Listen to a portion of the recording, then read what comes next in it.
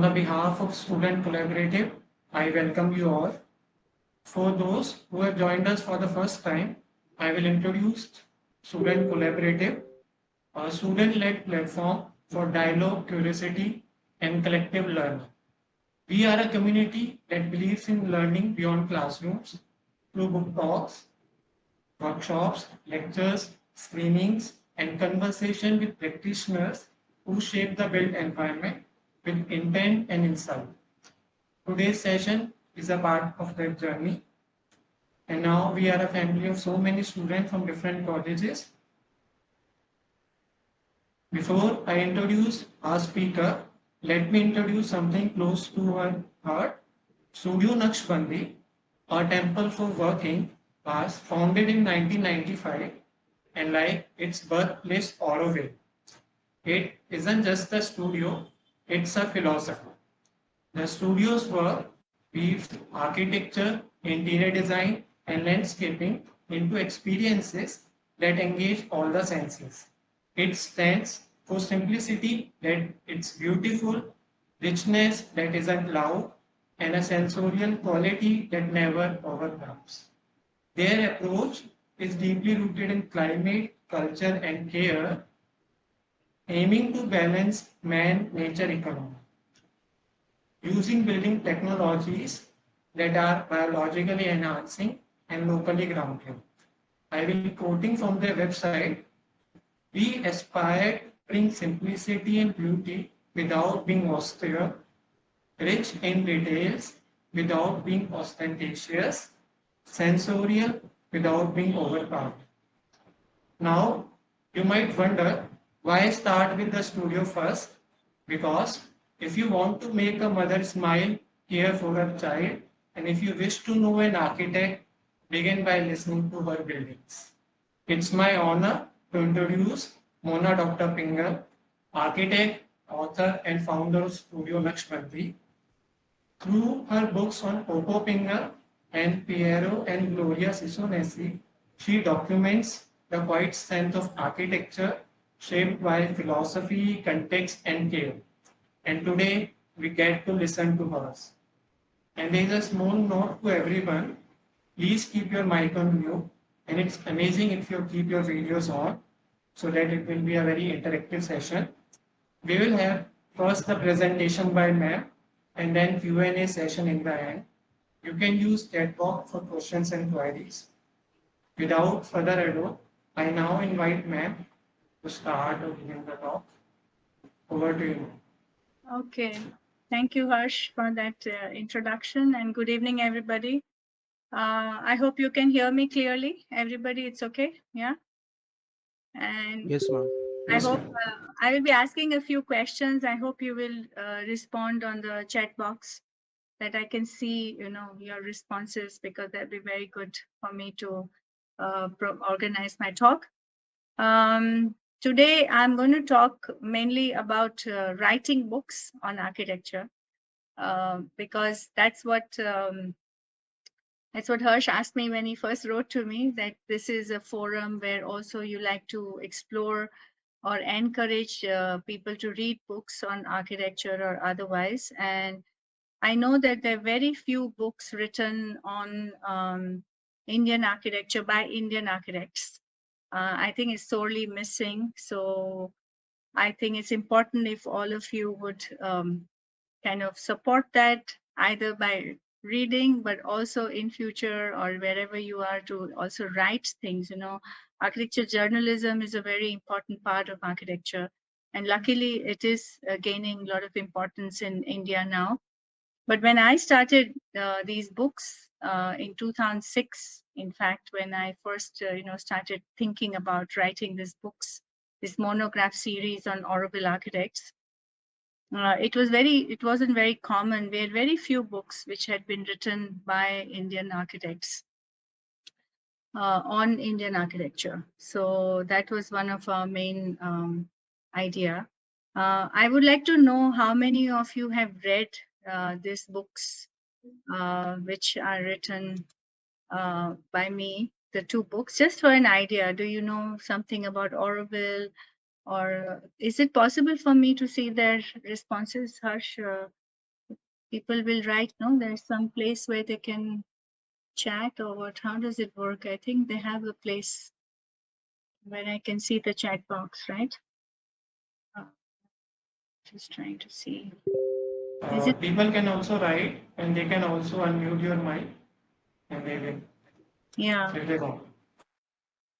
Right. I'm just trying to figure out whether, yeah, in call messages. Yeah. I'll be very happy to know if some of you have been to Auroville, have read the books, or know about them, so that accordingly I can, kind of detail out my presentation. How many of you have read the book? You can type a Y or something, or yes or something, so I know. Is it available in your libraries? Most of you are students, I guess. Is it true, Harsh? Most of the audience is Yes, ma'am. Yes, ma'am. students. So they're from different schools. Yes, ma'am. Okay. Okay, you went to Auroville. All right. Yes, Exactly. ma'am. We also had a trip to Auroville and we visited the place. We went there. Okay. Very good. Very good.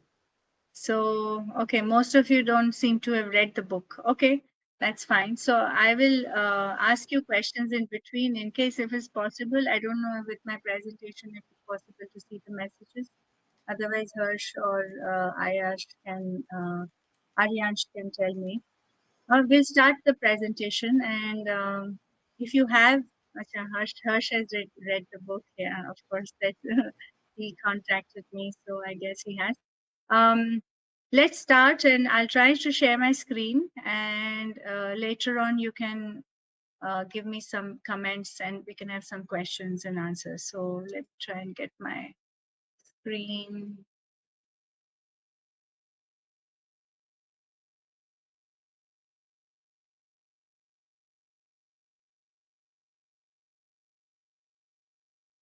No, is that right? No, that's wrong. 1 second, just go.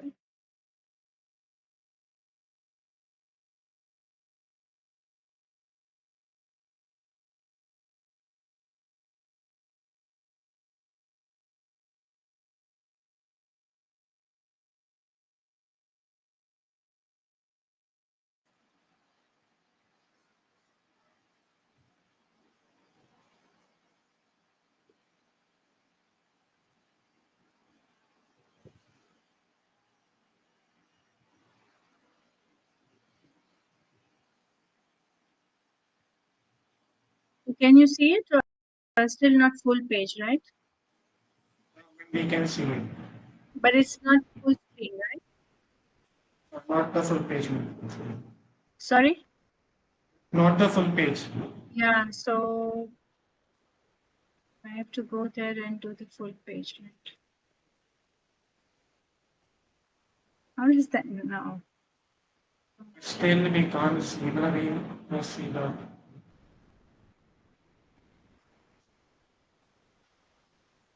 But when I do full page, I can't go back to the Zoom. It will be only possible if you share the entire screen. Ah, right. That's the trick. Okay, I get it. I'll try again. Right, right.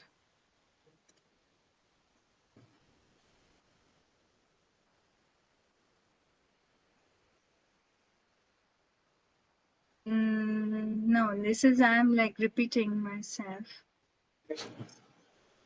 That's not the right thing, right? No, no, we have to just go to the PPT. What's that? Ma'am, Do the after sharing similar. the full screen, you'll have to go to the PowerPoint software. So you won't see yourself again and again. You just have to go to the PowerPoint software. Okay, so I just put entire screen and Yes, I'll ma'am. put entire screen share and then I just go to my PowerPoint and Yes, then ma'am. you will be seeing the full PowerPoint, but I won't be seeing you. Yes, ma'am. All right, okay. So now this is right. So you can see now my screen. Yes, ma'am, it's full screen. Right, and I don't see you. All right. Okay, so I'm presenting blind basically, but that's fine. All right, so you can see, so we are going to talk about these monographs of Auroville architects. And as you can see on the screen, there were three main architects whom I considered as the pioneers. So Roger Anger, he was the chief architect. He was a French architect, and he had been selected by the mother who is actually, I don't know if all of you know, but the mother is the initiator of Auroville. And there is an ashram of Sri Aurobindo and the mother in Pondicherry. And she's a spiritual leader, yogi, whatever you want to call it. But she was the one who actually initiated and conceptualized and called down Auroville, so to say, as a concept, and of course as a step towards a future of humanity. So it's a very large idea and a vision. So Roger was selected by mother. Then there's Piero and Gloria Cicionesi. They are both Italians. They always worked together. They had one studio, and they live in Auroville since 1968. And then Poppo Pingel, he's a German architect, and he's in Auroville since 1970. So when I started writing this book, the monograph series, my idea was to start with the pioneers, and then it would continue with other architects. So here you can see all the three. Roger is now no more. He was born in 1923, and he lived partially in Pondicherry, partially in Auroville, and in France. Piero and Gloria, they've been here since, like I said, 1968. And Poppo has been here since 1970. So I had this idea, and it was very interesting because this French, Italian, and German architect, they're all very different schools of thought. European in a sense, but very different. Like Roger came from a Beaux-Arts background, so his architecture was very different, very sculptural, and had a lot of aesthetic quality, but it was a very different context in which he worked in Paris.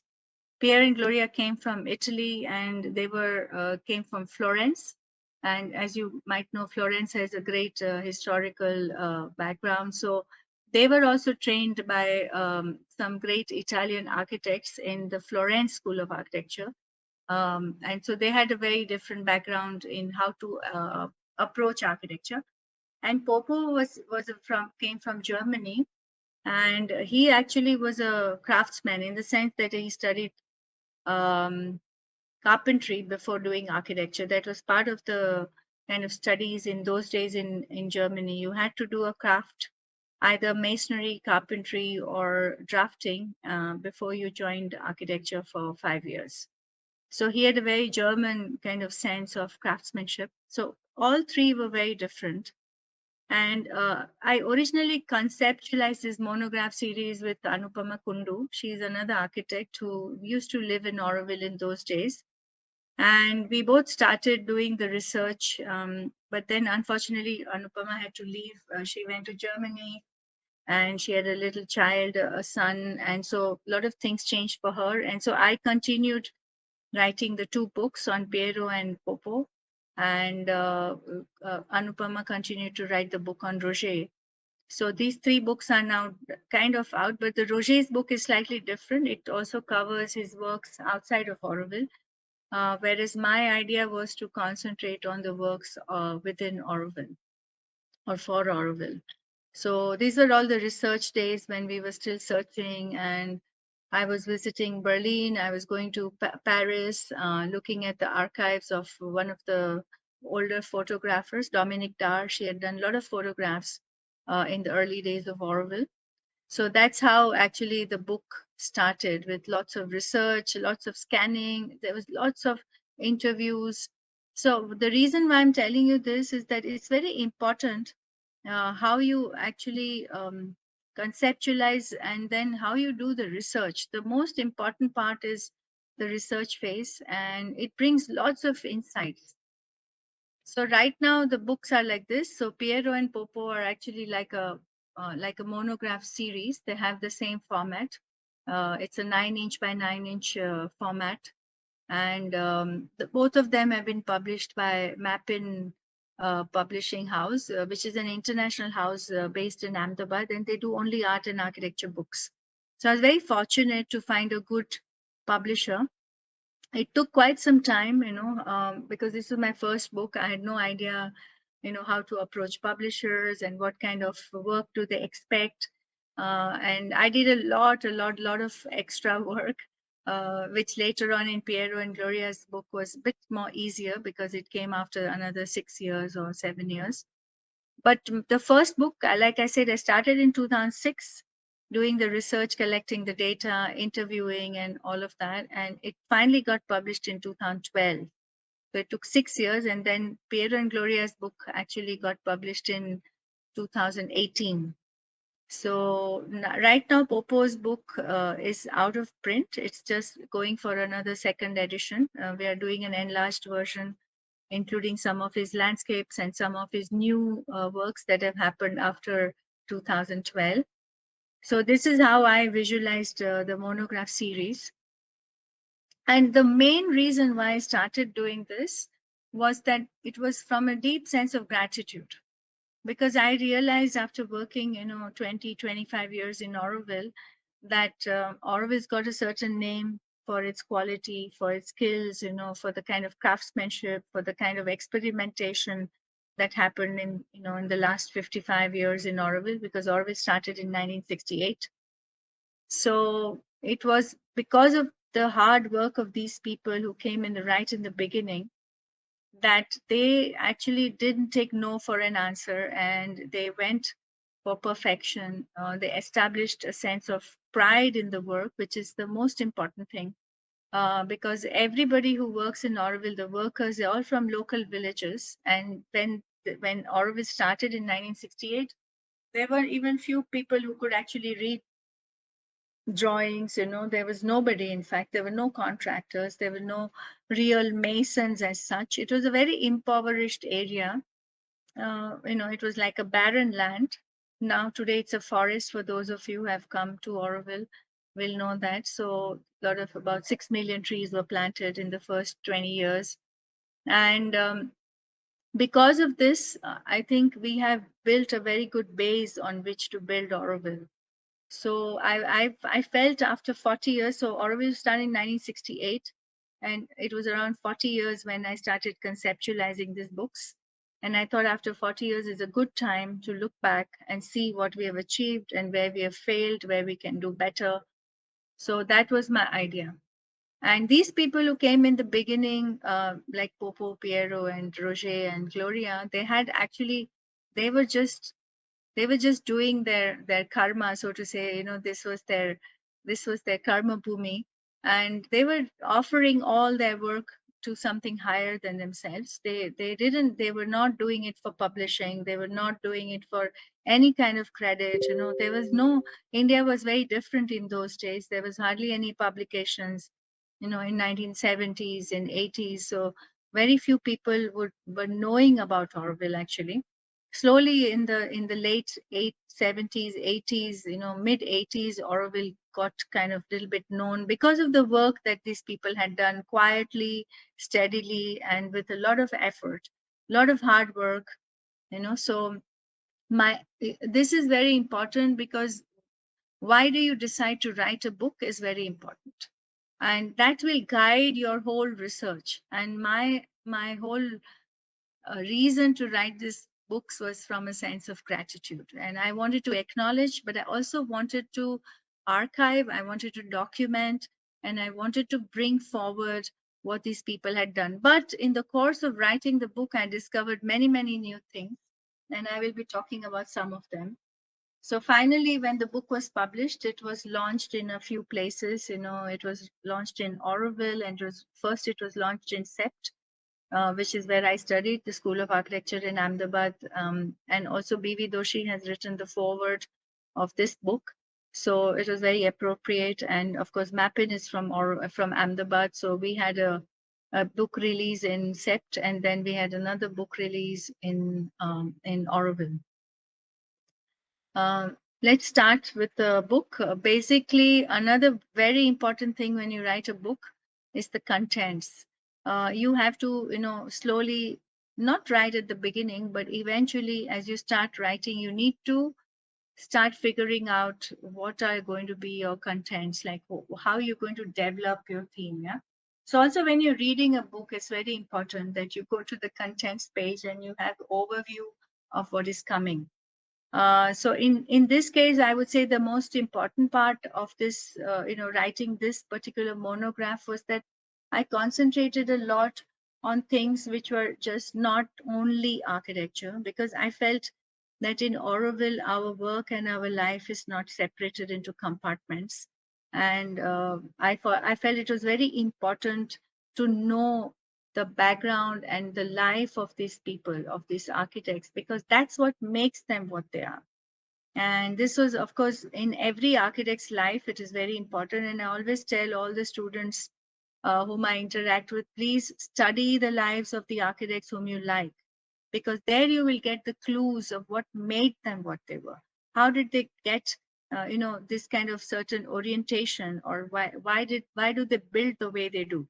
So it's very important to understand the biographies of the people whom you admire, and it can be in any field. It doesn't have to be only in architecture. So I have this whole a whole chapter which is from Germany to India. And before that, I established a little bit of the context of Auroville. And then I went into selected works. Now, this was also very important. How do you select works? Because there have to be a representation of different, people who have worked 40, 50 years. There are a lot of works which they have done. And it takes some time for you to be very particular about what kind of works you're going to pick up, and then look into detail and analyze them.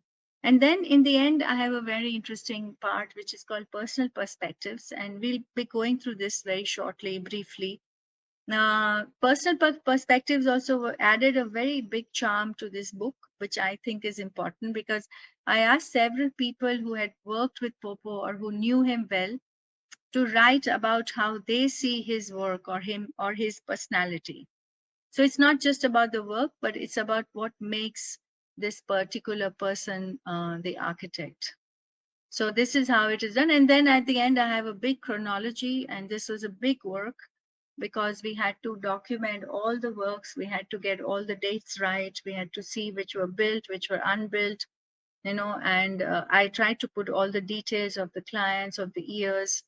So this is all big work, because in those days, everything was hand drafted and there was no digital. So, nothing, no digital print. So first we had to scan every drawing. Sometimes they were huge, like A0, A1 sheets, which we had to go and get scanned in good quality. Now, of course, all technology has changed and has become much better.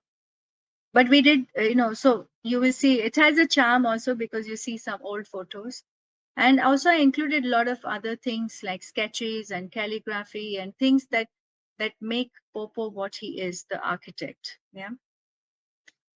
So this is what Bibi Doshi had to write about. In you can read the foreword, of course. I'm not going to tell everything, but it is very interesting because he says meticulously documented architectural buildings, and they're documented. Why? Because normally most architects don't document their early buildings. Maybe later on they do. And nowadays it's become, even very professional. You get a professional photographer to do it. But in those days, nothing. But since it's Poppo is a German, and he has a tendency to be very disciplined, very organized, and it's his nature to document. All his buildings were properly documented. It was not the case with Piero and Gloria. I had to really search a lot of things, and a lot of things were not available. But in Poppo's case, everything was available, so it was very good. And the connection between earth, water, and sky, between craft and technology, and between within and without. So it talks about the landscape, which again Poppo had developed while living in Auroville. He had actually no background of doing landscape. It's not a kind of studied landscape in terms of actually doing a master's in landscape, but something done hands-on and learned here. And the whole idea of bringing craft and technology, both things which are, Germany is known for its technology, but at the same time, the craftsmanship that Poppo brought because of his having done carpentry for 3 years every day, from 8 o'clock in the morning till 5 o'clock in the evening, being on the site and being a carpenter, a building carpenter, not a furniture carpenter. So that really formed his architecture. So we'll just go quickly through a few photos. So this is like from Germany to India. I thought it was very important to put what the background from where the person comes. So in Poppo's case, he came from a very small village called Oistinghausen. It's a very small. You almost see the whole village on the top photo, and on the bottom photo is the house where Poppo was born. So it's a timber frame house. It's an old building. It's now under conservation, and it cannot be broken down. So it's got a status only recently, since about 40 years. But this you see the little church there on the top, and it's a very small village where he was born and where he stayed till he was 10 or 11. So I think that gave him a great advantage because, first of all, he was born during the war in 1942. The Second World War was going on. So, all of these things, when you research a book, it becomes very interesting. Because for those of you who don't know, so I'm married to Poppo Pingel. I was his intern when I came in 1987 to Auroville, and eventually we got married in 1992. So I know Poppo very well, but it's amazing that when I started writing the book, then only I started analyzing his work, and I started analyzing what made his work the way he is, or why is his architecture the way it is. And it's only when you do a meticulous, properly documented analysis that you start seeing thread, the red thread. And this only an external person can do. A person like Poppo himself cannot see this red thread because it's too close to him. So you need an external person to actually, when you want to, do an analysis, you need people outside of you who are, maybe it's an advantage to me because I know him very well, but at the same time it is important that you document and you go into details in order to understand the architecture. And I would really, I would say, encourage you to see all the architects whom you like. Try and see, if you find things where things are written about their life. It's very interesting. It'll give you a lot of clues of why their architecture is the way it is, what made it like that, what were the influences that they had. So this was a big influence in Poppo's life, being born in the Second World War in a very frugal kind of Germany, not what it is today. Very frugal. He never saw chocolates till he was 8 years old. They had very little to eat. They had to be really very frugal in order to survive. They were better off than the people in the cities in Germany because the cities were completely destroyed. The people in the villages at least had some food because they could grow it. So all these things impact the person. And this is when he was doing his apprenticeship as a carpenter, and this is exactly what gives that sense of detailing, the sense of how different materials come together. And yeah, I've also been very lucky that I have also taken on some of these, imbibed some of these principles just by observing, being near, and living in some of these buildings which had been designed by Poppo, or analyzing them in detail, talking to people who are living in those buildings and using them. So this is very important, the sense of craftsmanship, right? Most of the architects today don't know how to work with materials. They just know it in terms of drawings. But that's where, when they start building, they actually forget. They lose the sense of how to bring things together. What is the detail when different materials come together? What is the scale? So when you worked with your hands for 3 years, it makes a huge difference. And these are some watercolors. I also think it's very important, as most of you know, that sketching is very important. And whenever we travel, we always tend to sketch more than, nowadays photography is very easy, but in those days, this is 1997, when we had gone to Hyderabad, I think, and this is, on the right hand side is from Greece. But we always took time to sketch more than, just looking at 10 things. We would say we'll look at 2 things, but we will sketch instead, because those things get etched in your mind. Whenever you will remember, you will, if you go back into your memory and you remember where you sat and sketched, you'll never forget that. You will never forget that, because you've spent time and you've sketched and you've imbibed it with your hands, with your body and your mind. So that is very, very important. And this was, so when Poppo came to India in 1966 in Hyderabad, he was teaching at JNTU, at Jawaharlal Nehru Technical University. It was, part of the Osmania University, I think. And it was a very different India in 1966. So it was very interesting. And Poppo didn't speak English, so he learned his English in India. He spoke only German. And then he was working in different places. There were a lot of famines in those days. You can see on the left, he's giving an injection to a person, because those days there was a lot of cholera, malaria. And on the right hand side, they're making a school with telephone poles.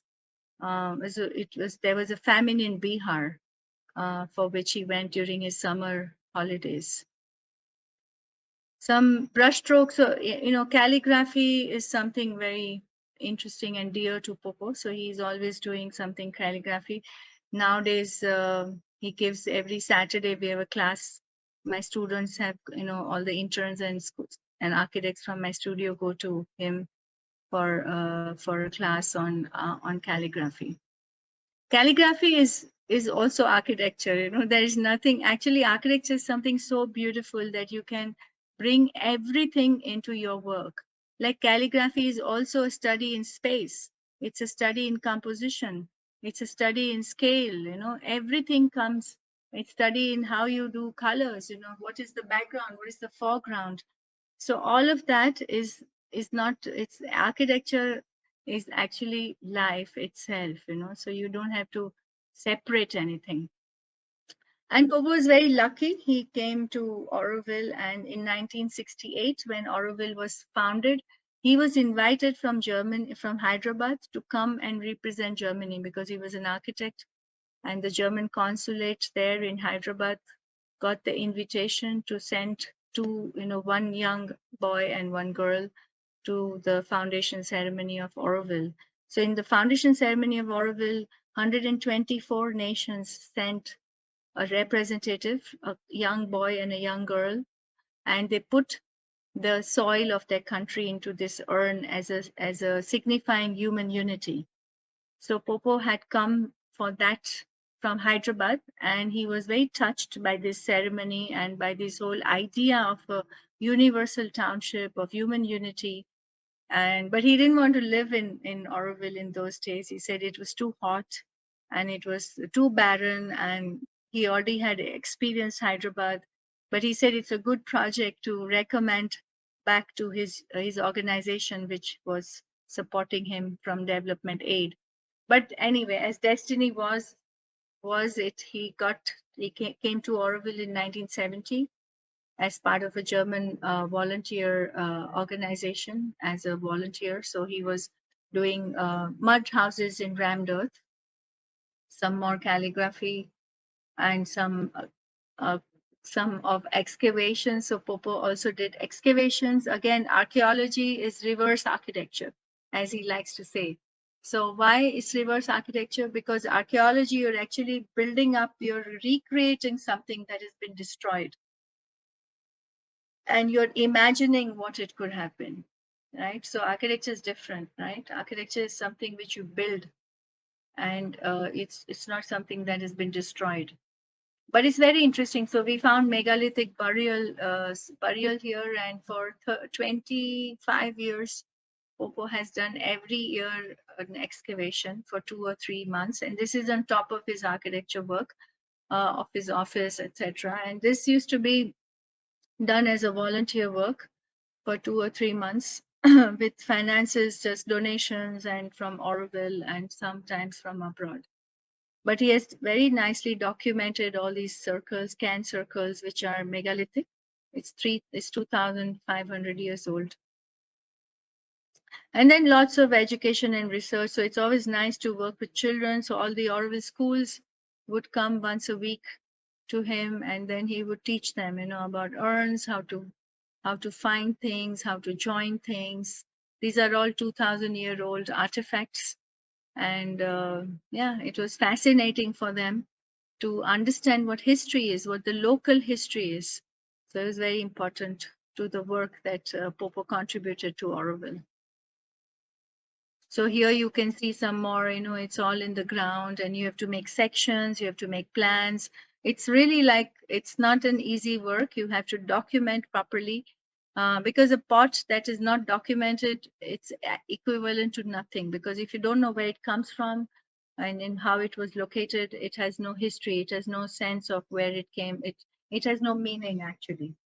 So everything has to be, you can see the little triangles. These are the numbers of the pots. And where Poppo is excavating, it's a bronze pot, 2,000-year-old. We found some amazing burials where there were still some things very precious left. So this is all documented, preserved. There's iron implements which have to be preserved. So it was a whole work in itself, another second profession parallel to architecture. And that's Poppo and me in our studio. I have my own studio since 2008, but for 10 or 13 years we shared the same studio. And Poppo is one of the few architects still left who, in Auroville at least, but perhaps I think there are very few people left who still do hand drafting. So he still does hand drafting. He does with ink and with tracing paper. No computers, no cell phone, no credit card, nothing. Poppo is a person who is self-sufficient and a single man army. He does everything himself. No interns. He used to have interns, but now no more. So yeah, it's a very different way of working. You're in a way you're quite efficient, but on the other hand, your work is limited because you can only do so much work, and he likes to keep time for his readings, for his other things. So it's very important. How the person is formed is very, very important. Yeah. Because now I can compare Poppo's work with Piero's work in very detail, and I know like Piero went for computers and because he was doing a very different work. He was working for Matra Mandir and he had to do all the calculations for Matra Mandir and for the solar, the heliostat and but his mind was also very mathematical. So he had a very different approach to architecture, and therefore computer for him was normal. Whereas Poppo came from a very hands-on work with a skill set, with working with craftsmanship. So computer was completely against that way of working and thinking. So now this is what I was telling you, that when you start looking at a person's work, you start seeing that the layers, the thread, so I discovered that there were distinct phases in Poppo's work. We started with rammed earth in village houses, and then it went into building with asbestos. I'll show you some work there, and I'll talk about it. And then it went into compressed earth blocks and brick walls and domes. Then insulated tile roofs. For each of this phase, there was a reason why he changed from one to the other. This is not for every architect. This is very typical to Poppo, that he had this kind of major phases in his work. And each one of them came with a reason, like, shifting from doing brick walls and domes was because at those days in 1976, you will remember, for those who have read some of history, there was an oil crisis, there was the Gulf War, there was 1979 when Poppo was building, there was no cement available in India, it was available in black market. And he was looking for alternatives, and then brick walls and domes with lime was a very good option. Hassan Fatih was just known to the world, his domes, and Poppo had a visit from one of Hassan Fatih's students, And it was a local way of building. I mean, long back in India, people had built with walls, but he kind of reintroduced it here, and it was very interesting that it came because of a reason, because there was no cement available. Yeah. And building with asbestos was also because Pope was very low cost. Like I said, everything was very. He was born with a very frugal kind of approach to life. Nothing is wasted. Yeah? When you are just out of, when you're a country which has been destroyed in the war, you don't want to. There's nothing that you should waste. And people are very hardworking because they have to rebuild the whole country. So this kind of he brought with him, it became a part of him. And so building with asbestos was very interesting because he could buy it low cost and he could innovate with it with new forms. And there Roger played an important role because Roger was the chief architect, and all the buildings, the models had to be shown to Roger because Roger was not interested in drawing. He said, show me the maquette, the model, and then he would check the form, and that was it for him. So that was very interesting as Roger was pushing these people, Piero and Poppo, to create new forms of new kind because he was a person who came from a very different background. So background is very, very important. And village houses were just an extension of the work that Poppo was doing. Like he wanted to build for the people. This was the first houses that he was doing for 8 years. He was building just for the villagers in rammed earth, very simple rammed earth with wooden shutters, local, everything. All he wanted to do was a little bit better than what they were doing so they could check the termites, so that they could use local materials, but give it a proper, more form, more shape, more contained, more, a little bit more design, but nothing trying to impose a different lifestyle on them. And these were the early days when they were making, you can see the people, the local people, very simple people, no idea of any kind of doing things professionally, and contractors, and very, very beautiful people to work with. And still we enjoy that kind of relationship in Auroville. And these were the first, this was a kitchen, a larger kitchen that he had designed for the community. And these are the kind of shutters that they were doing. And this actually, Poppo published a book. This is from the book. You can see it is written in 3 different languages: English, Hindi, and Tamil.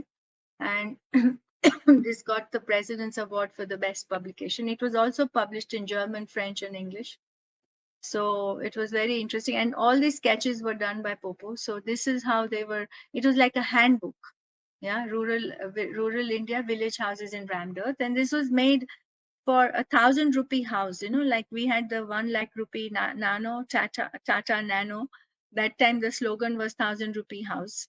And these houses cost only 1,000 rupees, So because of the way of the design and the frugality, and of course the people contributed to it. This is how the first houses were made in rammed earth. And they were quite successful. Poppo built about 500-600 houses in the surrounding villages. Some of these were donations, like this Mahavir Puram was it was donated after the cyclone, or so there was quite an interesting way of building, trying to create some kind of community spaces. And Popo was doing this in the evenings. And this was another hobby of his. He had a Mahindra Jeep, which he converted into, he had this whole sliding thing coming out for the 16 films. And he would go thrice a week in the evenings. He would go from different villages around Auroville and show them films. There was no TV, there was nothing, there was no cinema. And he was known as Popo Cinema.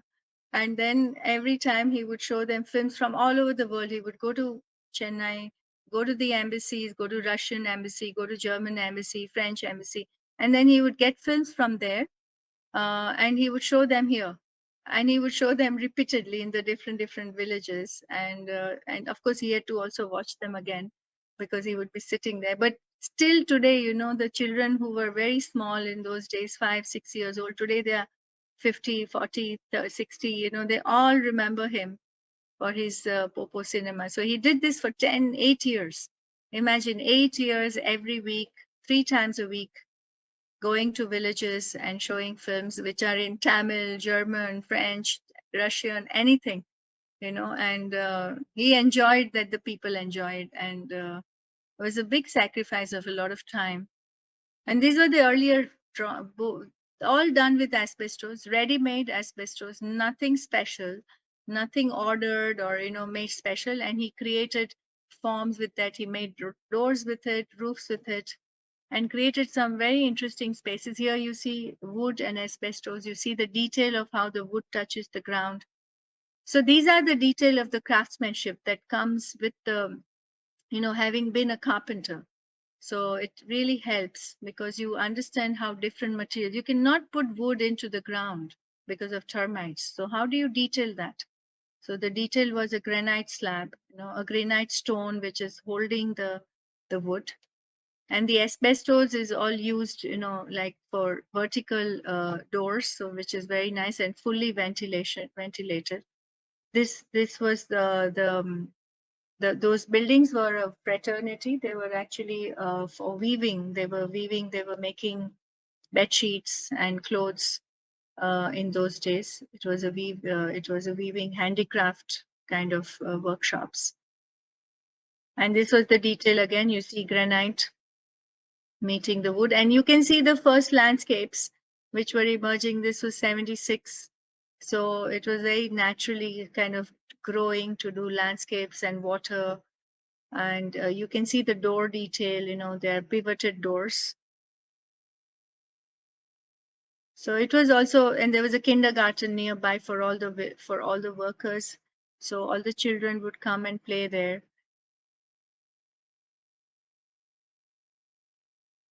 And here you can see the first landscaping with rocks, with little agave. This all things that don't require a lot of watering, because water was very scarce on those days. And we had a lot of dust storms in Auroville in those days. A lot of dust storms because there was no greenery. Now you cannot imagine. So actually, this architecture will not fit today because dust storms have stopped and a lot of trees have been there. So these buildings they're too low. They don't have high plinth. So even some of Piero and Gloria's earlier works all kind of don't fit anymore because our whole landscape has changed. And here you see like how the forms were emerging, right? This is not at all that German kind of way of building, but in terms of form.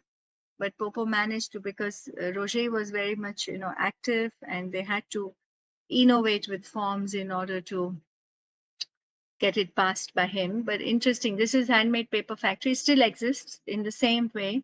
Of course, they've built around it a little bit, but yeah. And this was the canyon next to it. Today you can't see this canyon anymore. It's completely green. And these were the people. These are Poppo's two supervisors, Velapandi and Ramaya. I worked with them also eventually. Both of them were just simple carpenters, very simple carpenters. And Poppo is running a school for carpentry in those days, in the beginning, for carpenters. Once a week, half a day, they would come to him. They would get off from wherever they were working in Auroville, and he would teach them carpentry, how to measure the 90 degrees, how to do the joints, how to read drawings. And these two were the best. They're the only ones who remained, actually. Then all of them slowly learned and left. But they became his main supervisors. So in Auroville, there were no contractors. There was nothing professional contractors and project management, coordination. And the client, the architect, and the supervisors were actually a team together. And they built, and they just paid day-to-day wages. They had nothing. Weekly wages were paid, and these people got 5 rupees more than the best mason. That's all. They would organize the craft, the people who would come, the daily labor that would come. So this was then another building. This was one of Poppo's earlier houses that he did. Here you see the German, training. Again, it's tile roofs, woodwork combined with concrete, use of granite, which is a local material, and all this. So here again, you see the craftsmanship here. You see the detail of how the granite sits on the sides and then comes the main purlin on which comes the rafters. So all these details are very much a part of Poppo's work. And this is something he developed here, this granite, using the granite as a receiving kind of lintel, as a bed block. And normally it would be done in concrete. So this is very interesting how people bring things from their own countries and, kind of adapt it to where we are living, and to, of course, to the climate, which is a hot, humid, tropical climate. So you see all the windows go till the ground, and here you see a certain sense of Japanese work. But Popo's never been to Japan. He never wants to go to Japan either. He's fine here. He says he wants to live in his own Japan. But the thing is, there's something inside yourself. So this is also very interesting, that when Auroville kind of allows that freedom for that inner unfolding to happen. You're not bound in a kind of box. Yeah, you can take the freedom to be true to what you are. It takes some courage, it takes some time, but it happens because you're not in a straitjacket. Because the society here is very open to experimentation, and it allows you to be sincere to your own being. So it's very interesting how each one develops their own little ways of doing things. And this is very Poppo, because although he's never been to Japan, it comes automatically to him. Of course, he has studied some books and stuff which attract him. And so whatever attracts you means there's something within you that talks to it. I always tell all the students, whatever you like, you please copy it. Because while copying, you will make it yours. Don't think, all architecture students always think that they cannot copy something because they have to always do something different. They have to always do something that the world has never seen before. This is completely not necessary. Of course, if you're a genius, please go ahead and do it. But I feel, what I have experienced myself, and also what I've seen in others, I feel that when you're attracted to something, it means there's something within you that is alive to that particular aspect. Not everybody will react to the same things, right? So if you react to something, it means there's a part of you that likes it. And when you like it, you try to emulate it. And when you emulate it, automatically it will become yours, because there will never be two similar circumstances. It will never be the same. It will never be the same proportion. It won't be the same client. It won't be the same money. It won't be the same climate. But you keep that principle alive, and eventually you will, make it your own, and you will actually innovate in your own way, which is true to yourself. And that's all that matters in the end, because then you enjoy the rasa of architecture, because then it's your own, but it's a process. Yeah. So all these little, you see this little detail of the granite as a lintel, the granite as a sill. These are all developed by Poppo on his own. Nobody ever did this before in Auroville. No, nobody told him to do it. But this is cheap. This is because his mind thinks very cheap, always trying to think, how can you save costs? And how can you recycle? How can you use things that are local? This is not something rhetoric, like today everybody says sustainable and using traditional craftsmanship, and these are all words. It has to become a part of you. Only when it becomes a part of you, it becomes alive in you, right? So don't use these words unless you actually experience them. And when you experience them, then you can bring it out of you. So it can come from within, and it can become, yours. So it's not everybody who can do this, or it's not everybody's liking also. But if you like something like this, you will have to look how to innovate it on your own. So of course, this was his own house, his first house that he built for his family. So it was very interesting, that he already put landscaping, and he put all these windows to the bottom, a little fireplace, which actually only can be used for a couple of months in a year. But I guess this year you will see that German kind of thing. You see how the detail of the wood coming together.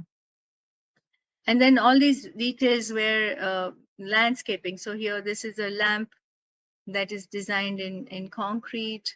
Here you see the detail of on the left, you will see how the the stone, the wood, the little platform sits on the pond. It's kind of hanging over the pond. And a little pot this is a local pot, a beautiful one in brass, which is for heating water. And then in 1992, we built our house together. So this is the second house which we built, which Poppo built. And this is a larger house because it has our office, it has a friend's house, and our house together. And this time was the time when a lot of domes and bolts Poppo was doing. That was his vocabulary of that time. And I must say, I find bolts to be very, very comfortable to live in this climate. In hot, humid climate, it's perfect. It allows ventilation on the top. Domes, I'm a bit skeptical. They're not the best because in hot, humid climate, you don't get enough ventilation. In winter, they are perfect, but in summer, they are hot. So this is some of the construction. Here you see Poppo's, that same person who was in the photo before Velapandi. He's our supervisor. He did this whole construction. And you see how the bolts are done. Very simple with a wooden shutter, which is called a sliding shutter. It's just 1 meter wide, and then every day you slide it to the next part. So every day you make 1 meter of bolt. All done with brick and lime. No cement was used in the brick, in the making of the bolts. And also in the domes, we used a lime plaster to make it waterproof. And of course, the drawings, these are huge drawings, almost 1 meter by 1 meter or more. And it has all the details. So there is no computer. So it's not like, you have one electrical, one plumbing, everything, landscaping, electrical, plumbing, everything is in one drawing. And I feel that is very good because you don't miss out on things. And here is a detail of that same drawing. It has all the dimensions, all the inspection boxes. Every rock is shown here for the landscaping. And then, of course, all the elevations, sections, and Bobo has a lot of fun drawing people, drawing things. So it's very nice to see his drawings. These are all, of course, hand drafted. All of these drawings have been given to the SEPT archives. All the original drawings are now in SEPT archives. So in case if anybody wants to refer to anything, they can write to the SEPT archives and you can get all the drawings and you can look at them. I don't know, at least 1,000 drawings. I don't know exactly the numbers that we have given, but all the tracing paper are there now and they've scanned them again in high resolution. So it's very good that they're kept well. So these are some photos of our house. Poppo also does Japanese archery, which is called Kyudo. And on the left, you will see all the instruments, the implements. So I think when you were introducing me, Harsh, you said temple for working, and we think our house is temple for living. And so everything is very precious, how you keep it, and also all the instruments. Everything has to have a place of its own. On the left, you see the rakes. These are rakes for raking the sand garden. This is the niche for the dojo. And here you see how the rakes are used. You can rake the garden. Some of you will know Zen garden. So, this is another way of doing a landscaping which requires no watering and is still very beautiful to look at. And bamboos, of course, in our climate, it grows very well. So there is no problem. A lot of bird baths. You can see a lot of granite. Granite is a completely, indigenous material here. And here you see how we do our pathways. We use all the leftovers. So our idea is that there should be no zero waste going out from the site. So nothing should be going out as a waste material. Everything can be used in landscaping. And even bricks are reused, all the different materials are reused. And you can see here how the pathway looks. This is the entrance to our house. And then these are some rotating discs. These are also from a very famous, I think it will come at the end, what a person called Kuckelhaus, Hugo Kuckelhaus. Poppo calls him his material guru. He is a German, again, one of those very amazing Germans. He was a self-didact, a self-made man.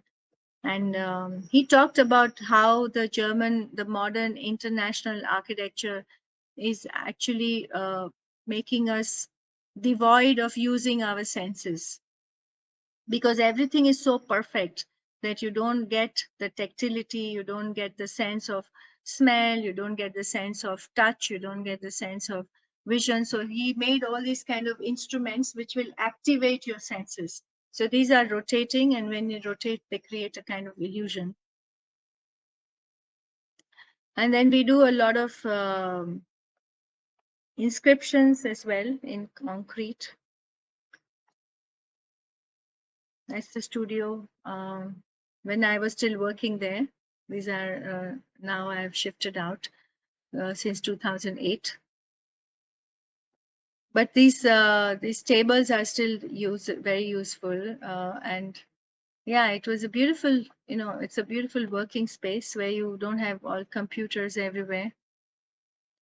And of course, lots of sessions with children about archaeology, if when the history, Auroville schools come to learn about different aspects of the history of the land.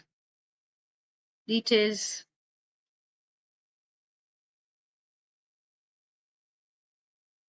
And this is a school which we did, which I was also involved in partially in 1990 to 92. We built with mud bricks. So these are vaults in mud. Some of the first mud construction built with the CSEB, the compressed stabilized earth blocks from Auroville Earth Institute. So this is a school for the village children. This is a health center with again with bricks, domes it's on the beach.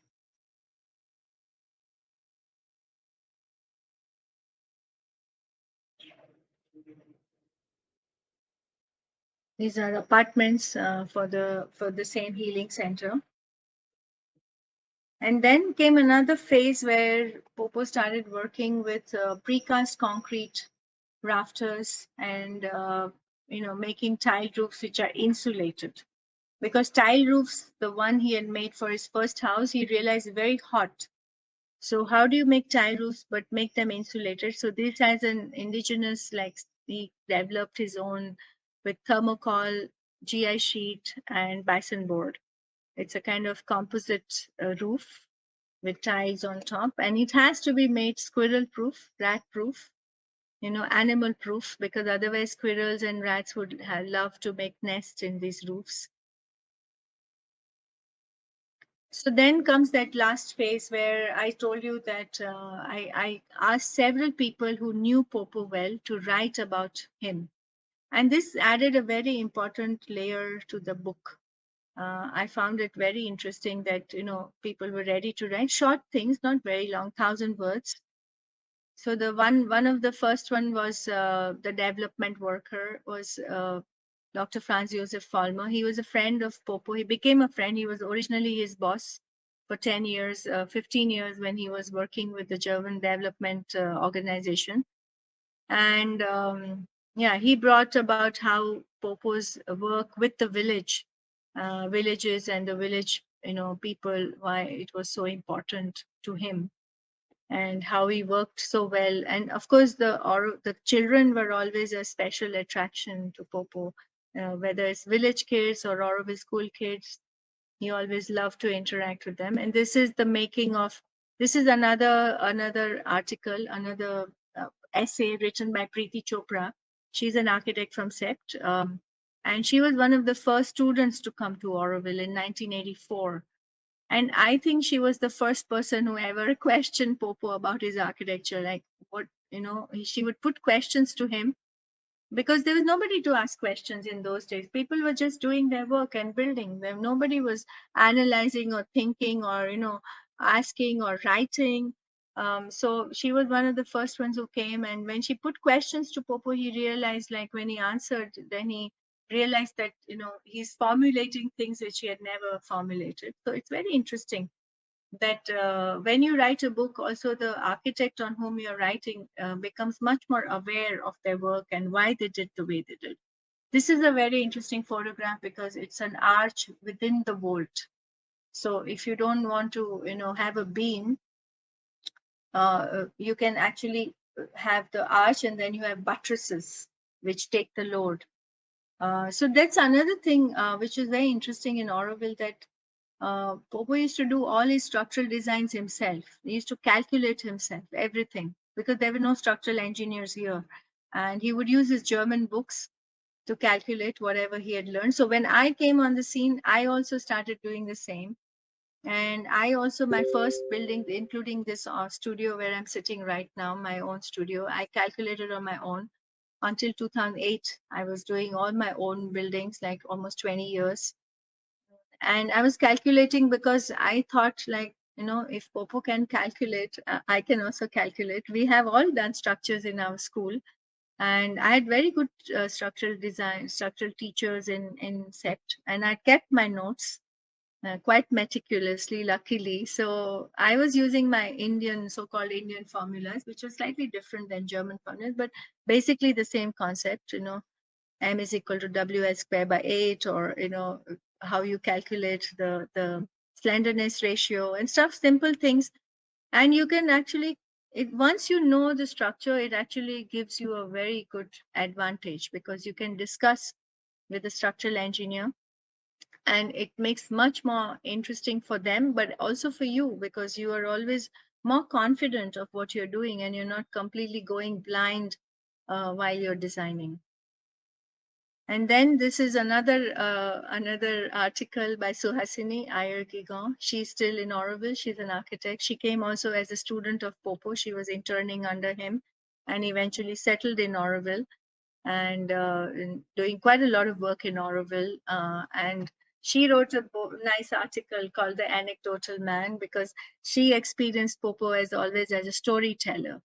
And always, he would tell about his history. And he's a person who loves to discuss things, from the world wars and from the past and what Auroville used to be. And he has an amazing memory about all those things. And he's always organizing things very well, very disciplined. So she has brought out another aspect about him in that. And then this is the another one from my material guru. This is Hugo Kuckelhaus, whom I mentioned before, who was a big figure in Poppo's life. He learned a lot from him. And he has actually written a book Poppo has translated into English. It's called Inhuman Architecture. And this guy was very interesting because he said, From Animal Battery to Information Factory was the title of that Inhuman Architecture, the subtitle, Inhuman Architecture, From Animal Battery to Information Factory. Basically, he was saying that our education system has become just an information factory, like animal, like all the chickens stay in the chicken house, everybody is the same, and they get the same food, so the same education for everybody, whereas everybody is so different and so individual. And he was completely against what was happening in Germany in terms of architecture, in the name of modernism, and the killing of the craftsmanship. The everything was getting industrialized, and he was one of the early voices that spoke against it, and it very much influenced Poppo, and therefore his work also reflects that. So this was written by a professor who's also very close to Hugo Kuckelhaus. And then the last one was written by German architects. They also happen to be Poppo's sister and brother-in-law. They are both teachers in Berlin in architecture.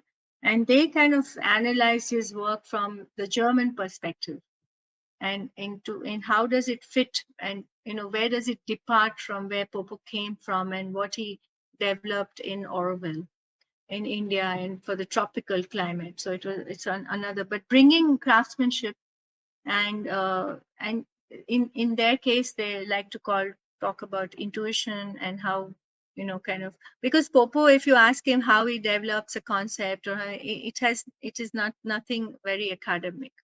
It's all very intuitive, and so it's an interesting aspect which they brought upon. And so, yeah, this is I think my final slide.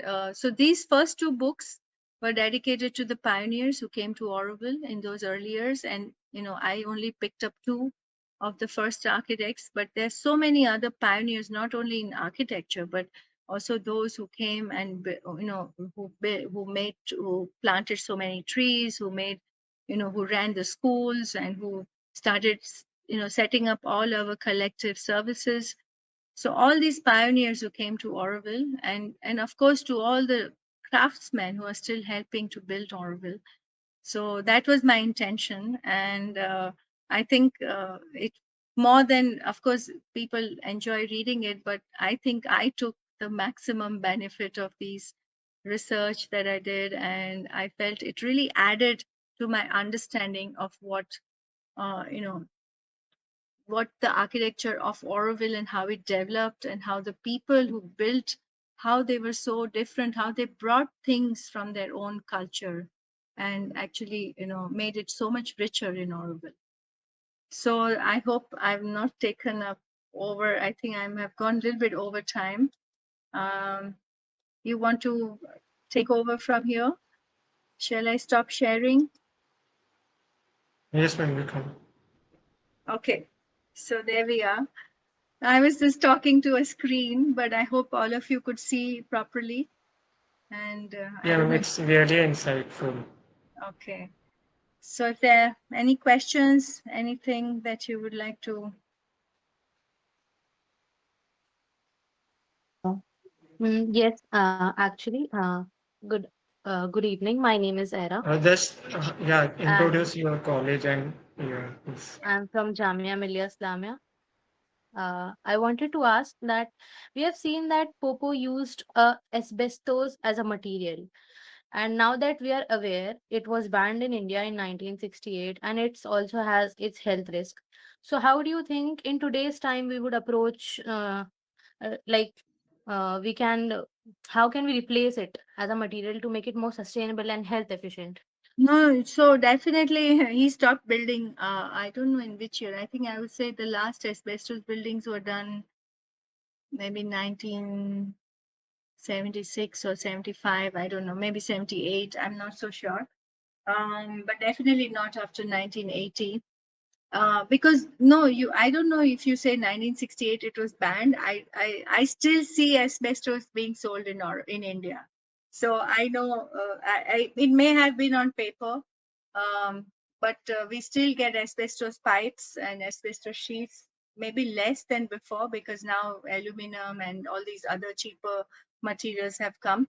But I know at least for the last 20 years I used to see it. But Poppo stopped building once they came to know more and more about the hazard of asbestos. I know it was banned in Germany. So when I was studying in Germany in 1992 to 94, when I did my master's, I remember once in the library of our university, there was something had burnt out, and they had to remove a whole section of the library. And we, as students, some of us, we could volunteer. We were given suits to wear because there was some parts which had been before many years had been in the infrastructure had used asbestos. So we were supposed to wear those masks and all that, and then we were given special things to clean those books and all of that. So I know that it was a very difficult. I mean, it was not good, but I know that in India, asbestos is perhaps much less than before, but it was used not 1968 for sure. But I know also that asbestos removal of asbestos is as dangerous, no, more dangerous than just keeping it wherever it is. So right now, most of those buildings have most probably collapsed. I mean, at least fraternity, most of it is gone, the one that I showed you. So if it is still there, if you want to remove asbestos, you have to be really, really careful because asbestos becomes dangerous when you cut it. or when you remove it and replace it and the little fibers come off. If you paint asbestos and you keep it in the same location without moving it, it's fine. It's better than starting to redo it, unless you have the resources and to take it properly. But in India, I haven't seen anything near to where in Germany how they would treat asbestos.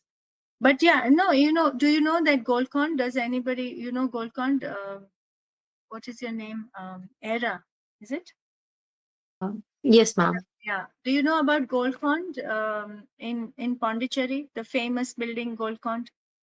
It's one of the first 1935 to 1940 built Golcon dormitories in Pondicherry. It's supposed to be the first modern building in India, built with Uh, exposed concrete. Yes, no, it's by Unfortunately, Andrew no, ma'am. I Raymond's. haven't read about it yet, Yes, but very I'll famous. make sure to And read you about should it. know, please, if you don't know, look it up. It's one of my favorites. It's a Yeah, it's a nice building by Andrew Raymond's, I thought. And Antonin Raymond. Yeah, Antonin Yeah, Raymond. yes, Antonin yes. Raymond and Summers. There was Edmund Summers. He was a Czech architect. And then there was George Nakashima, who is a Japanese American woodworker. He made all the furniture, and he did. I mean, there are a lot of And people. the and the Yeah, beautiful lime lime plaster. plasters they have Yeah, used still, mixed with the still, eggshells. still the same. It's still the same after 85 years. So I wanted to say that all those louvers there, which are very famous, Yes. all made in asbestos. You can see the stamp of Everest there. They were actually ordered specially from Everest company from Hyderabad to have that shape, so they would go one into the other.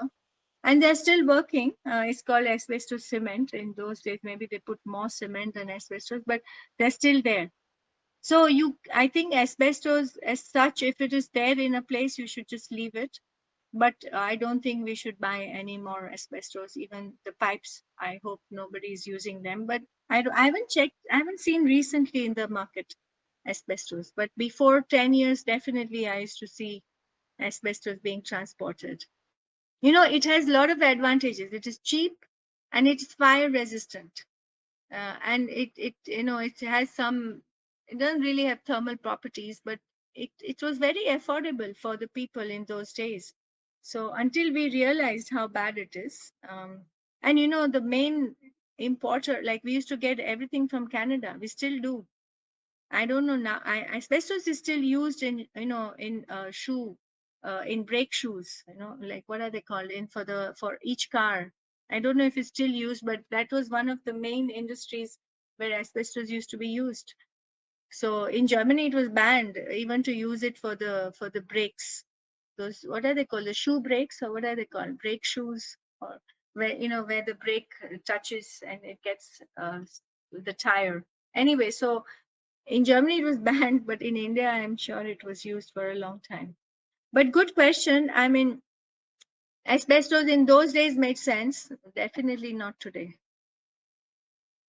Does it answer your question, Era? Yes, ma'am. Absolutely. Okay. Thank you so much. Yeah, yeah,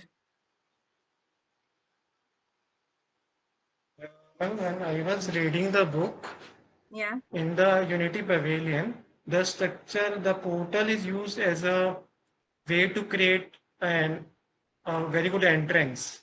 Now I observed this thing that they have played with structures to enhance the entrance or to show the prominent. Where? In the Unity Pavilion, Unity uh, Pavilion. the By Piero and portal, Gloria. they use the portal to create the entrance. That they deliberately done. There, which is framing. There's an tank, and then you have the entrance. But portals are Yes. very common in a lot of buildings. Like Afsana Guest House has a long entrance, designed with with the photo that I showed, which is actually on the book cover. That is also an entrance portal. So I mean, entrance is very. Of course, you must define it, especially Unity Pavilion, because Unity Pavilion is a public building. So you need to define the entrance. But I don't remember any portal that you're talking about. They have beams there, which are kind of two beams. Is that what you're talking about, maybe? They have used the structure Yeah. as a way to enhance.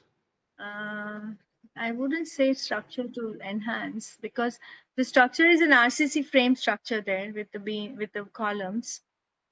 But I don't remember it being. If you find a photo, please send it to me and we can discuss it. Yeah.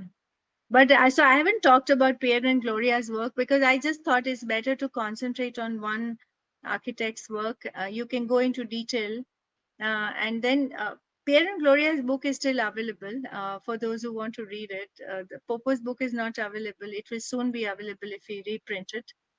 But right now, the book is not. Piero and Gloria is available.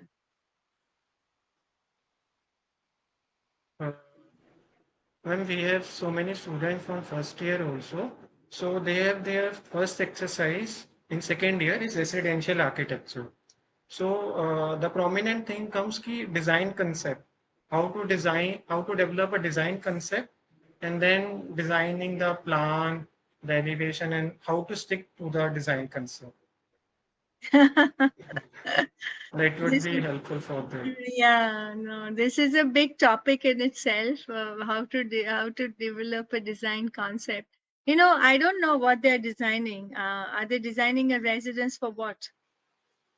Yeah, in the second year, first exercises, we have to design a residence. Residence for whom? It is Mm, an artist residence. We have to Yeah, design a this is. residence for an I know artist. this is what I expected. I don't know. I find this recently. I had students from this school, Mohammed. What was it? Mohammed Satak School in it's in Chennai, and same thing. They are from first year, and they came here to see some residences in Auroville, and then I showed them one residence which I had done in limestone, in Auroville. And then we came to the studio, and then I started talking to them. We sat around and we were talking, and then so I said, "What are you going to design? I hope you're not going to design a residence for an artist." And there were 4 faculty there, and they said, "Yes, they're going to design an artist residence." And I said, "Like, why? Why this artist? Why always artist residence? Like, how many of us are ever going to design an artist residence in our life? How many artists are there in India? I don't understand. Like, why this fixation on an artist or a film star or a doctor or I don't know. Please ask them to design a house for their grandparents or ask them to design a house for their family. That makes so much more sense. They can relate to it. This is what I just don't understand, because then the whole idea, like concept, you asked me about a concept, but how do you develop a concept? First, you need to understand the artist and their lifestyle. And are they going to meet artists? Are they going to interview them? Are they going to understand their life and then find out what they require? Because artists require a studio, maybe they need a lot of light, and they need, they have a different kind of lifestyle. Sometimes artists are very involved people, they're very inward looking people. They don't want to see. Sometimes they can be very party loving people. I mean, it's all crazy. Why make this kind of, and this whole idea of how do you develop a concept? I mean, you can do bubble diagrams, and then you can find out the areas, and then, but I feel the teachers should guide them in a way that they make it very simple for them not to get lost. Like, either you say, you give them some idea, like, just use only 5 columns, for example, or just use only the distance between the columns, or whatever the distance between in the room should not be more than 4 meters, or let give them constraints. I feel that when you're young and when you're just starting out, the more constraints, the more better it is for you to be able to design, because then you will get into a, because otherwise if they leave you free in the first year, your mind will go everywhere. Like, you will have the most crazy ideas that you want to do, and then you want to put all your ideas into one design, because so you will want to have some steps, and you'll have to have a bridge in between, and then you want to do a roof which is different, because a flat roof will look boring, and so you got to do a lot of constraints. For example, I remember what we were given in first year was to design we had to have a house in a sphere. We had a sphere. I don't know. 4-meter diameter sphere. Yeah, it was a ball. Like we had to design a house in a ball. And but it was quite in the first year we couldn't, all of us, it took us time to realize that when we have the steps on the side we'll hit our head, because there is a curve there, or how do you draw it. And but basically what I want to say is that it gave us a lot of constraints, and still helped us to visualize, because what you're doing in first year is still learning how to understand section, elevation, and plan, and put it together in a harmonious way, right? Because if you work on elevations you forget your sections. And if you go, and most of the times I see the students even in second year, they're only going to work on the plan till almost, the half, more than half semester is over. They're still only working on the plan. And this is the worst thing. So this is another thing I learned, which I kind of learned, but I never realized it till some people pointed it out, or when I compared with other architects when I was working with them on the same project. And then I realized that for me, I never work only with a plan. I'm always, in my mind, there is always the technology, the section, the roofing is very important. What am I going to roof this? What is going to be my roof? Because roof is going to determine everything. And not in every project, but very often it's kind of very important. And then you have to work with sections. I always feel like I can't work in just on plan. Yes, you need to work on the plan, basic things, and you need to get everything right. But just going on making the plan, perfect and all, is it just doesn't work. I feel the sections and the elevations are going to give you the cues to what you do in the plan. So that's very important, but most times they're not taught that. That's why working with models is very important. Physical models, I feel, in first second year you should have to work with models, and make small models. They should be encouraged to make very quick models, like 1 hour, 2 hour models. Then they start observing, they start seeing the space inside. That's what I tell. You got to learn to live in those spaces that you're designing. Everything should be in your consciousness. Whatever you're designing, you should know every nook and corner of your building. Then only you will be able to design. Like I always say, not for first year, it is a bit too complicated for them. But I'm saying, I tell a lot of architects, even young architects, that I remember one sentence from Joseph Wallenstein. Joseph Wallenstein? You're all from Delhi, so most of you are from Mostly. Delhi, so you should know him. So he had said that the first 2 centimeters, how your building touches the ground, defines your building.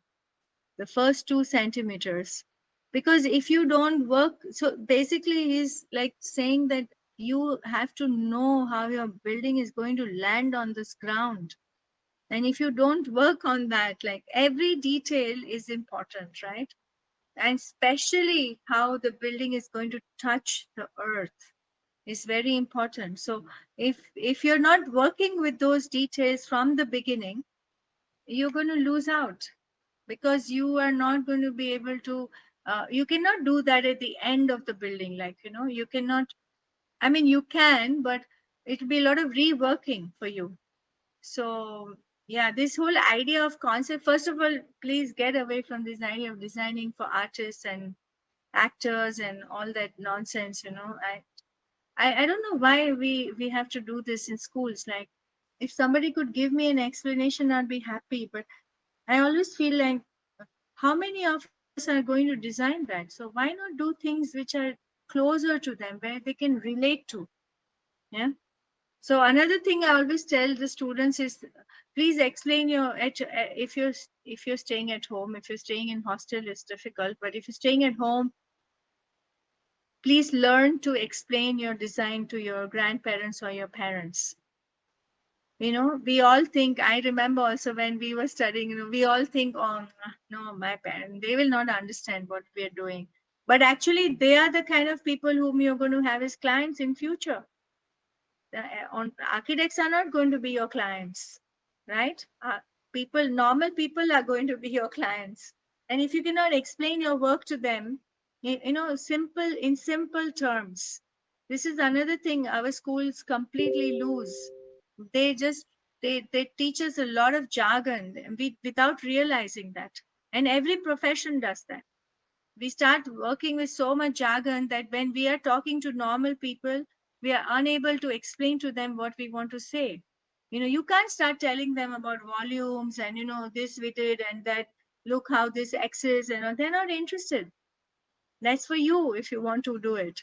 But they are interested in other things. Yes, light may be important, ventilation may be important, but they are interested in how they're going to live in those spaces. What are the practicalities? So you have to combine poetry and practicality. An architect has to be, an artist and an engineer at the same time. And you have to be able to bring engineering into the art and art into the engineering. So it's a constant to and fro. It's very interesting, it's amazing. I find that still very challenging, every time. But yeah, I don't know how many first year students are here.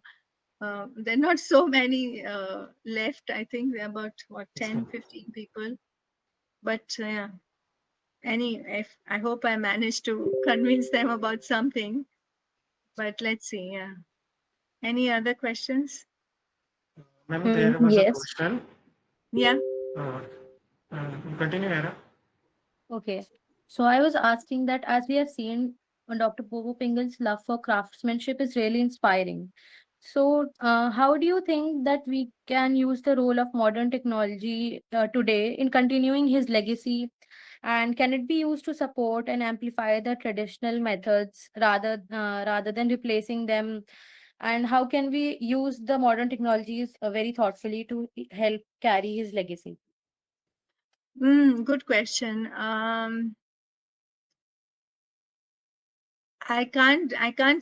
So I can say that, for example, I mean, I can't say exactly how you can do it, but I can say one thing is that, for example, in Afsana guest house, we did this precast concrete rafters, right? So that's one way of doing that. Like you're using modern technology, normally it would have been done with wood. But instead of doing with wood, there were several reasons, but one of the main reasons not to do wood was also termites, and also the expense, because wood has become very expensive, and termites are, everywhere in Auroville. We have a lot of termites, and we don't want to use a lot of poison to kill all the termites and keep on doing it every 5 years or whatever. So we try not to do that. So the way that was done with precast concrete rafters was a way of using industrializing, because it's a repetition. You're repeating it, 100 times, whatever. So it becomes like a kind of industrial material, industrial production. But it's not. It's still handcrafted. And each beam, I mean, the beams are there, but you can still do things. You can, do engraving in them, or you can put a pipe in it in case you want to put an electrical, light in it or whatever. So you still have these options. But with the modern materials, you have to be really, really careful. I mean, I don't know. Whenever I go to all these exhibitions where there are 100 stalls, of different materials, most of them are phenol bonded materials. You know what I mean? Like all these veneers and all these plies and all these, very nice finished looking things. If you look a little bit deeper into them, they are made of layers and layers of different chemicals.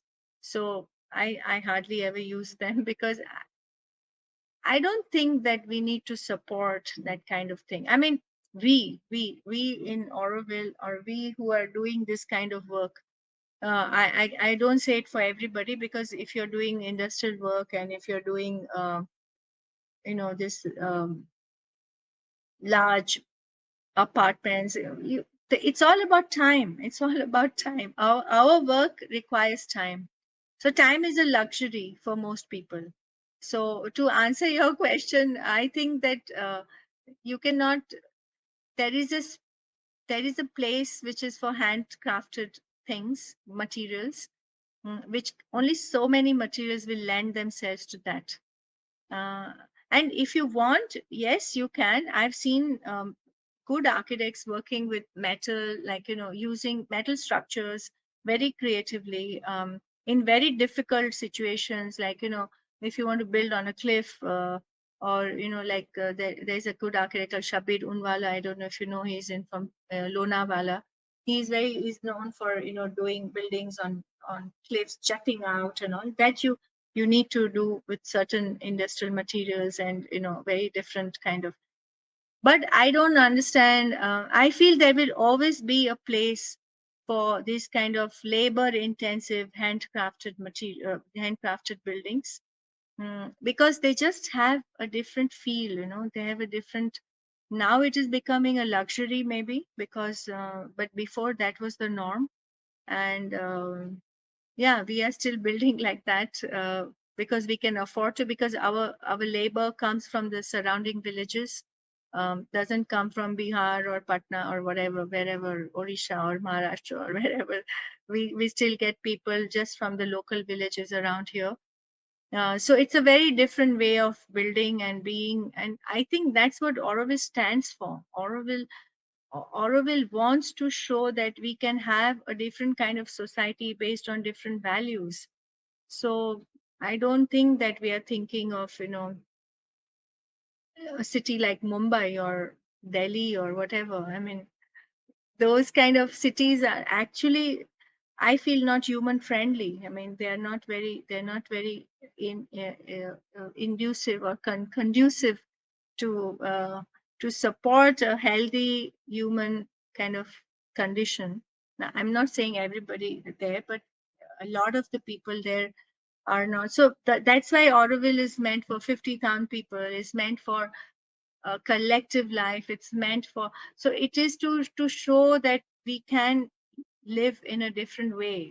Mega cities is not the only way of living, which is becoming the norm now. So I wouldn't want to, replace this kind of handcrafted building with a lot of industrially made buildings. So, for example, I don't use a lot of aluminum in my buildings. I prefer to use metal. When I have to use, I prefer to use local, metal workshops here. The fabricators make them from MS, angles or box sections or whatever. So I think it's much nicer, and I can then control the details. I can control, the aluminum comes all ready made, and it's so energy intensive. Of course, you can say you can recycle aluminum and regain all of that, but it's a whole system. Why to get into that? I don't know. Does that answer your question, Era? Because I I don't know. I don't think that we can completely just. Yes, ma'am, I get the gist of it. I understand that you were trying to tell that it's the authenticity that makes Auroville like stand out. So you would Yeah. not like to incorporate such technologies over there. Yeah, but I'm also want to address the larger question of saying that, industrial. I mean, we need industrial products, and some of them are great. Some of them are doing amazing innovation. I've seen things being made with rice husk and, all kinds of materials which are recycled and leftovers, and all those definitely should be incorporated. But generally, I want to just put a word of caution that, people think everything can be done because there are new materials on the market, and, and also this way of living. I want to question this whole idea of so much industrialization, when we have so many people with so much handicraft, with people who can do amazing things, and why don't we support them more? That is the idea. So if I have a choice in my building, I will always do something more handcrafted. You understand? Like, even if it's something as simple as doing a wall. Like, if I'm doing a hospitality building, I wouldn't just buy ready-made art. I would like that, I can get artists and do it, and each room can be differently made, or, you know what I mean? If it's possible, if the budget allows, and if you can convince the client. But sometimes it's not expensive, it just depends how you look at it. But it's not always possible. Yeah, anyhow, so that kind of answers your question. Yeah. Yes, ma'am. Thank you so much. Yeah. Era, you are in which, you're studying in which year? Ma'am, first year. Okay, very nice. Good questions for first year. Very good. Very nice. Thank you so much. Yeah. Are there others who are from first year here, or which year are? Yeah, ma'am. We are also from first year. Okay, all right, okay. Please read books. I want to really, I cannot emphasize enough that go to the library. Don't read everything on your tab, on your computer. There's a beauty to holding a book and reading it. And also, it's just different way of reading, your eyes will, it's just, I don't know. I feel I can't, no, when you have a book, it's like having a model in your hand. You can see the whole building in one go. This thing of seeing one page in front of you is, it's okay if you have to do it, but reading a book is beautiful, and I hope you have some good books in your library, and read. If you're in first year, I can't emphasize enough, please read, because the more you read, the more your knowledge will expand, the more you will question, and the more you will, these are the years when you're like a sponge, just absorb, because later on you won't have this time. You don't have this time afterwards to read and to go to the library. And so this is your time in your holidays, in your spare time. Read, make notes, make sketches from what you read. Try and analyze it on your own afterwards. Like if you take up a book afterwards, try to write a small synopsis of what you got from that book. That will stay with you forever. It's like doing a sketch. Once you've sketched, you can never forget what you've sketched. So if you've written down that synopsis, even if you pick it up after 20 years, even if you've forgotten, everything will come back when you look at that synopsis. So please read and question and discuss. It's very important you discuss.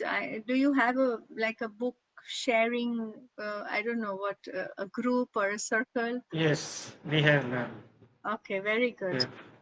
All right. So people come, read books, and then start sharing about different books. Yes, ma'am. And also to a note कि the Piero वाला book है, उसमें there are videos. So it's a Yeah, very interesting tools. good you pointed out that. I forgot to mention that. So in the new book of Poppo, we will also have videos. So when we had done that in 2011-12, it wasn't so common. So yeah, isn't that nice to have Piero and Gloria? You can see things and you really get a gist of that, the flavor of that time, right? Because that you can't get through so much unless you see the videos. It's very easy to, yeah, that's very true. Yeah, so now it's very easy. It's nice to have these little snippets in between. Yeah, very And nice. also there is a very good lecture by you, ma'am, in the Foyd YouTube channel, Uh-huh. which you were showing the Fisherman House and your Studio Naqshbandi. For Oh those yeah, who yeah. want to know in detail, can watch this Yeah, lecture. that can. So yeah, today I didn't talk about my work at all because I thought this is all about the book, and I'm happy because talking about my work I might do many times, but talking about book and talking about why write a book and how one goes about it and what kind of things it brings to you. I thought that was more interesting to focus on, because normally people don't, they all want to know about your work, but it's nice to also write.